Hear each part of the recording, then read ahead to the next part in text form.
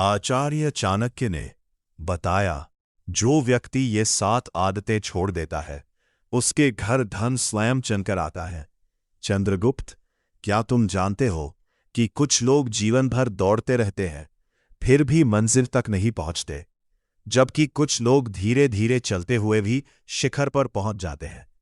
आचार्य चाणक्य ने गंभीर स्वर में पूछा। चंद्रगुप्त ने आश्चर्य से कहा, गुरुदेव, ऐसा कैसे संभव है? चाणक्य मुस्कुराए और बोले, क्योंकि अधिकांश लोग धन कमाने के पीछे भागते हैं, लेकिन बहुत कम लोग ये समझते हैं कि धन उनके पास आता क्यों है और चला क्यों जाता है। कुछ क्षणों तक मौन छाया रहा। फिर चाणक्य ने पास पड़े एक मिट्टी के घड़े की ओर इशारा किया। चंद्रगुप्त, यदि मैं इस घड़े में पानी भरूं और इसके नीचे एक छोटा सा छेद कर दो तो क्या होगा? गुरुदेव, चाहे जितना पानी भरिए वो धीरे धीरे खाली हो जाएगा। ठीक यही स्थिति अधिकांश मनुष्यों की है। वे धन कमाते तो है, लेकिन उनके जीवन में ऐसी गलतियां होती है जो धन को रोक नहीं पाती। चंद्रगुप्त ध्यानपूर्वक सुन रहा था।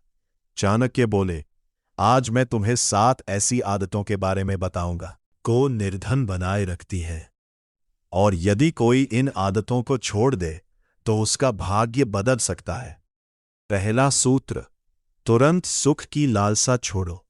चाणक्य बोले, मनुष्य की सबसे बड़ी कमजोरी है तुरंत सुख पाने की इच्छा।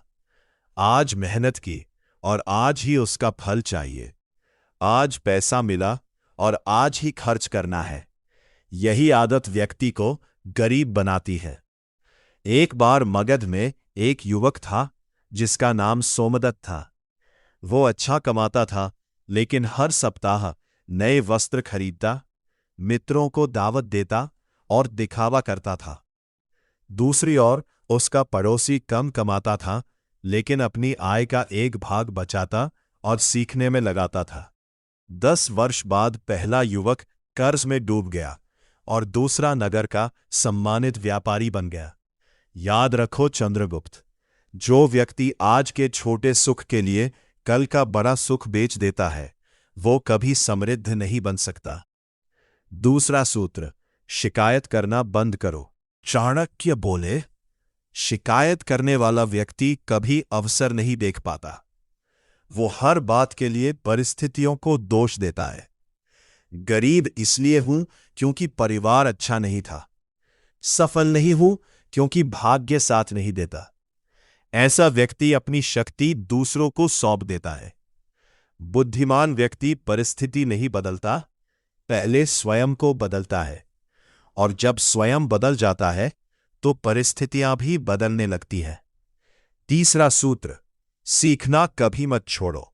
जिस दिन मनुष्य सीखना बंद कर देता है उसी दिन उसका विकास रुक जाता है। ज्ञान ऐसा धन है जिसे कोई चुरा नहीं सकता। मगध का एक वृद्ध व्यापारी 60 वर्ष की आयु में भी नए व्यापारिक तरीके सीखता था।